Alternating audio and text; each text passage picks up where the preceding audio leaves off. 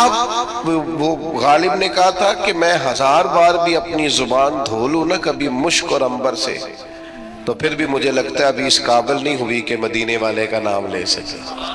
1000 بار بشویم دہن ز مشک و گلاب، 1000 بار بھی زبان کو مشک گلاب سے غسل دو تو پھر بھی لگتا ہے کہ یہ نام لینے کے قابل ہے۔ تھوڑا سا لہجہ ادب والا، وہ ہمارے سٹیجوں پہ آج کل داد لینے کے لیے بھی لوگ جوش نقابت میں، جوش خطابت میں بھی بعض چیزوں کا دھیان نہیں کرتے، میری طرح کے لوگ۔ اللہ ماشاءاللہ، اللہ سمجھ عطا کرے۔ خوبصورت القابات کے ساتھ امام مالک رحمت اللہ علیہ کے پاس کوئی شخص اگر آتا تھا اور وہ آ کر آپ سے کہتا تھا کہ کوئی مسئلہ پوچھنا ہے، تو امام صاحب فرماتے تھے فقہ کا مسئلہ پوچھنا ہے؟ کہتا ہاں، تو بتا دیتے۔ لیکن اگر وہ کہتا نا میں نے حضور کی حدیث سننی ہے، تو امام صاحب پہلے غسل کرتے،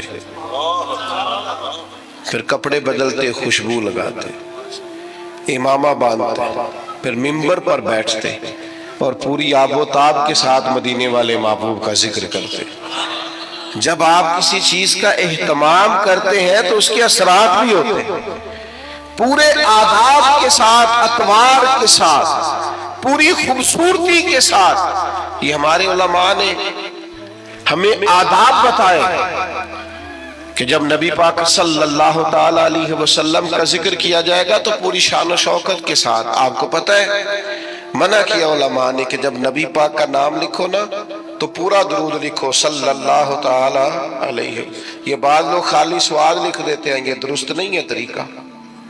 یہ حضور کا نام گرامی ہے، آپ اس پر درود پاک لکھیں، پورا لکھیں، جب تک پڑھا جائے گا آپ کو ثواب ملے گا۔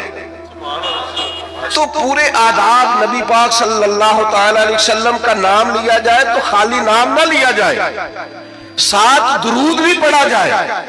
حضور نے فرمایا وہ بد نصیب ہے اس کے سامنے میرا ذکر ہوا اور اس نے مجھ پر درود ہی نہیں پڑھا صلی اللہ تعالی علیہ وسلم۔ آداب کے ساتھ ذکر کیا جائے، اس کو ملحوظ خاطر رکھا جائے، اور اگر نوجوان نسل کے اندر یہ ذوق پیدا ہو جائے۔ میں تو خیر آج کل محفلوں کا بھی رنگ دیکھتا ہوں تو پریشانی ہوتا ہوں، وہ پرانے نعت کا ہوتے تھے، ہاتھ باندھ کے کھڑے ہیں، آنکھیں باندھ ہے، حضور کا ذکر ہو رہا ہے۔ اب تو مائک پکڑا ہوتا ہے تو آدھا قوم کے سامنے بھی کرتے ہیں، بھئی آپ یہ حضور کی نعت پڑھ رہے ہیں، یہ سٹائل آپ نے کہاں سے سیکھا ہے؟ آپ کو آداب آنے چاہیے، اور شعر بھی معیاری ہو نبی پاک کے لیے، عام اشعار نہ ہو۔ یعنی بعض شعر ایسے ہیں کہ جن میں وہ خوبصورتی نہیں چھلکتی۔ وہ جی میں نے تازہ نعت لکھی ہے، آپ رہنے دے بھائی تازہ، آپ وہی پڑھیں جو اعلیٰ حضرت بریلوی نے لکھی ہے، جو مولانا حسن رضا نے لکھی ہے، جو ڈاکٹر اقبال نے لکھی ہے، جو پیر مہر علی شاہ نے لکھی ہے، اب وہ پڑھیں آپ، وہ نعتیں دیکھیں، ان کا کمال دیکھیں۔ فاضل بریلوی کہتے ہیں ان کی مہک نے دل کے گنچے کھلا دیے ہیں، اور وہ جس راہ چل دیے ہیں کوچے بسا دیے ہیں۔ اعلیٰ حضرت کہتے ہیں بڑا بھی کسی کو غم ہونا تو وہ ذکر مصطفیٰ چھیڑ دے، سارے غم دور ہو جائیں۔ کہتے ہیں ان کے نثار کوئی کیسے ہی رنج میں ہو، وہ جب یاد آ گئے ہیں سب غم بھلا دیے۔ بس حضور کے یاد آتے ہی غم سارے بھول جاتے۔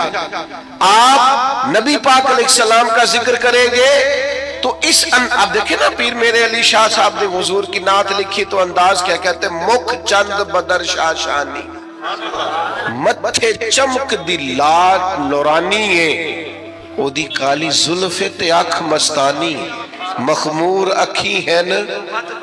اچھا خود ہی نعت سنا کے خود ہی لکھ کے خود ہی کہنے لگے سبحان اللہ ما اجمل کا، اور ایک شاعر نے اس پر گرہ باندھی ہے، گرہ لگائی ہے، کہتا ہے یہ ذرا سننا کیسا ہے، کہتا ہے اس پتے سے ڈھونڈنا قاصد میرے دلدار کو۔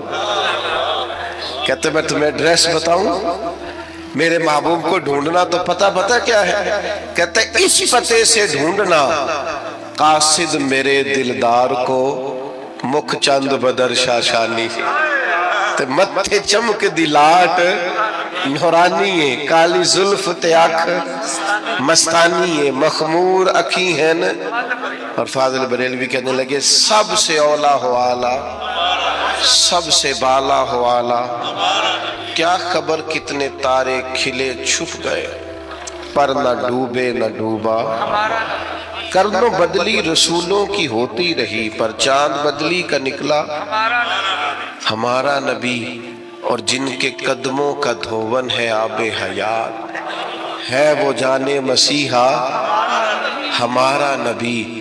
تو میرے بھائی نعت میں تازگی ہو، حسن ہو، اور آپ چناؤ کریں تو عمدہ الفاظ کا کریں، معیاری جملے سرکار کے لیے کریں، معیاری، یعنی سرور کہوں کہ مالک و مولا کہوں تجھے، باغ خلیل کا گلے زیبا کہوں تجھے، بس لیکن رضا نے ختم سخن اس پہ کر دیا، خالق کا بندہ خلق کا آقا کہوں تجھے۔ خوبصورت لہجہ ہو، خوبصورت انداز ہو، اور الفاظ کا چناؤ حضور کے ذکر کے لیے ذرا عمدہ ہو، ذرا بہترین ہو۔ آپ دیکھیے دو بھائی بیٹھے ہو تو بڑے کی تعلیم کم ہے، چھوٹے کی زیادہ